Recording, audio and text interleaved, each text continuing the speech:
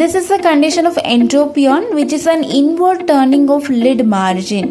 Types of this condition: congenital, which is associated with microphthalmos. Next one is cicatricial. It involves upper lids associated with or without distortion of tarsal plate. Third one is senile. This is the most common entropion.